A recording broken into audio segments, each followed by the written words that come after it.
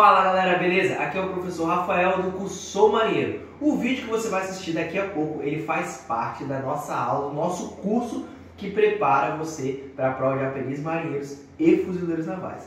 Então, se você está interessado em passar em um desses concursos, você não pode perder, porque nós temos todas as aulas do edital aqui no nosso canal. Então já vai lá, já se inscreve no canal e não perca essa oportunidade. Olá, galera! Prontos para embarcar em mais uma aula de língua portuguesa com a professora Jade? O assunto da aula de hoje é intertextualidade. Lembrando que a intertextualidade é um dos fatores determinantes da textualidade. É a relação da identidade ou semelhança entre textos, seja esses textos verbal ou não verbal. A intertextualidade, ela pode ser de vários tipos, aqui abordaremos alguns. Citação, alusão, epígrafe, paráfrase, paródia e pastiche. A citação. Geralmente a citação é a transcrição fiel de trecho de outro texto. Ela geralmente vem entre aspas, indicando que é uma citação, e aumenta a credibilidade do texto. Por isso, muitos autores, principalmente em textos dissertativos, utilizam alguma citação. É considerada um argumento de autoridade. Por isso, em trabalhos acadêmicos também, geralmente os estudantes fazem muitas citações para dar credibilidade ao argumento desenvolvido no seu trabalho. Por exemplo, segundo Joaquim Marques Lisboa, abre aspas, honra é a força que nos impele a prestigiar a nossa personalidade. É o sentimento avançado do nosso patrimônio moral, um misto de brio e de valor. Ela exige a posse da perfeita compreensão do que é justo, nobre e respeitável, para a elevação da nossa dignidade, a bravura para desafrontar perigos de toda a ordem na defesa da verdade, do direito e da justiça. Fecha aspas. Então aqui é um texto que faz uma intertextualidade com a frase do patrono da Marinha, que é o Joaquim Marques Lisboa. Observe que nesse texto ele se refere de quem pertence essa frase, a quem pertence essa frase, e mostra qual é a parte do texto que pertence a essa pessoa por meio das aspas. Outro tipo de intertextualidade é a alusão, que também é nomeada como citação indireta. O produtor secundário reproduz as ideias do produtor primário, ou faz referência ao texto, autor, personagem. Então, um exemplo, Ele é o Pelé das quadras de vôlei. O que ele quis dizer? Que o cara é a pessoa, É o Pelé das quadras de vôlei. O Pelé ele é considerado no Brasil como o rei do futebol. Então quer dizer que essa pessoa deve ser um excelente jogador de vôlei, que pode ser até considerado o rei das quadras de vôlei. Outro exemplo é esta tirinha da Turma da Mônica, do Maurício de Souza, em que a Mônica fala: espelho, espelho meu, existe uma garota mais linda do que eu? Aí o espelho fala: nesta tira, não. Então aqui, a tirinha da Turma da Mônica faz alusão ao conto de fada. Que conto de fada é esse? É o conto de fada da Branca de Neve, onde a madrasta da Branca de Neve se vira para o espelho e pergunta, para o espelho se há uma mulher mais bela do que ela. E o espelho fala que há, que é a Branca de Neve. Outro estilo de intertextualidade é a epígrafe. A epígrafe é uma citação inicial, extratexto, mas relacionada ao conteúdo.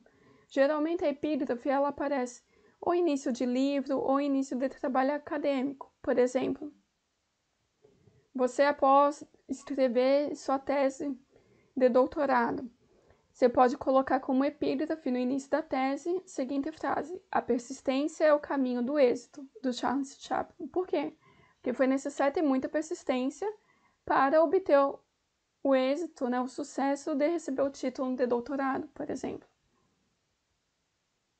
A paráfrase também é um tipo de intertextualidade muito comum. Ela é a reescritura do texto mantendo o sentido. Pode conter novas ideias ou omitir algumas, mas sem alterar o sentido básico. Então, o sentido permanece, o sentido básico. Porém, você vai escrever com suas próprias palavras. Quando você faz a paráfrase, né?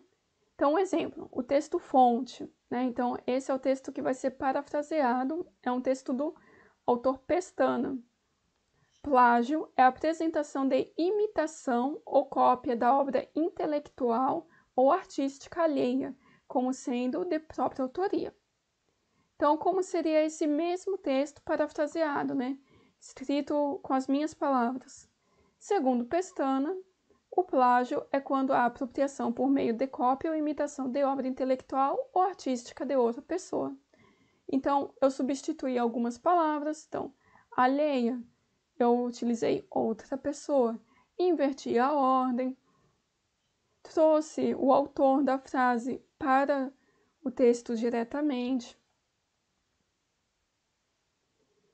A paródia também é um tipo de intertextualidade que apresenta uma conotação humorística. É a reescritura do texto alterando o sentido básico. Então, por exemplo, tem uma música do Zeca Pagodinho chamada Descobri que te amo demais. Então, descobri que te amo demais, descobri em você minha paz. Então, com base nessa música, os autores deste texto publicitário, né, da loja Hortifruti, fez a propaganda. Descobri que morango é demais. Aqui podemos observar que é uma paródia, porque tem essa conotação humorística justamente para chamar a atenção, né, do receptor desta mensagem, do comprador, né, de produtos de Hortifruti. Outra característica desse intertexto, pensando que é uma música de samba, né, do Zeca Pagodinho. O Zeca Pagodinho geralmente canta, né, em cadeiras, assim, estilo o ambiente de bar. Eles colocaram o morango, que é o produto, né, do Hortifruti, cantando também num ambiente parecido com o bar. Aqui eles mudaram algumas palavras, né? O início manteve descobri que, aí o que foi descoberto, o e o demais, né? Rimando o demais, lembrando a sonoridade do minha paz. Então é uma paródia com essa conotação humorística. Já o pastiche é um tipo de intertextualidade que reproduz o estilo do autor de um determinado texto. Pode apresentar conotação agressiva ou plástica. Isso é muito comum em obras de artes, principalmente do Renascimento, em que eles, para popularizar, né, as pinturas, eles acabavam copiando, né, fazendo intertextos no estilo pastiche. Aqui nós temos o quadro da Mona Lisa, do Da Vinci, e aqui um pastiche que utilizou, na verdade, o estilo do Da Vinci, então uma mulher na mesma postura, e o estilo do Van Gogh, um pintor expressionista. Então, o fundo aqui é o fundo que faz intertextualidade com o quadro do Noites do Van Gogh. Hora do exercício, para verificarmos se entendemos os tipos de intertextualidade e como é que a intertextualidade influencia, né, nas questões da interpretação de texto. Então, pausa o vídeo se você quiser anotar a resposta e depois verificar se acertou. Então, eu já vou explicar a resolução da questão. A questão 4 foi retirada do processo seletivo de 2017 para fuzileiros naval e diz assim: leia as frases a seguir. Ler bem é preciso, Marina César. Navegar é preciso, viver não é preciso, Fernando Pessoa. Então, aqui nós temos explicitamente intertexto. No estilo, o é preciso, até foi grifado na prova. O texto da Marina César é o texto que está escrito na prova. E aqui é o subtítulo do texto, ler bem é preciso. Já a frase navegar é preciso, viver não é preciso, ela foi retirada do livro Mensagem do Fernando Pessoa. Então, a pergunta que está aqui. Assinale a opção que explicita corretamente a relação intertextual entre as frases acima, a partir da expressão destacada. Então, qual é a expressão destacada? Novamente, o é preciso. Então, o que é que esse é preciso? Esse é preciso, ele é o elemento intertextual desses dois enunciados. Então, o que ele está significando? É isso que eles estão perguntando. Então, na alternativa A, ler e navegar são necessidades lúdicas e inalienáveis na vida de homens e mulheres. Está falando que lúdico geralmente é brincadeira, relacionado ao universo de brincadeira. Isso daqui não está explícito nesse trecho aqui. B. Ler e navegar referem-se ao mesmo contexto, o das viagens marítimas. Ler pode ser até uma viagem, mas não se refere a viagens marítimas. C. Ler com atenção e navegar resguardam sentidos de necessidade e precisão para a existência humana. É possível, né?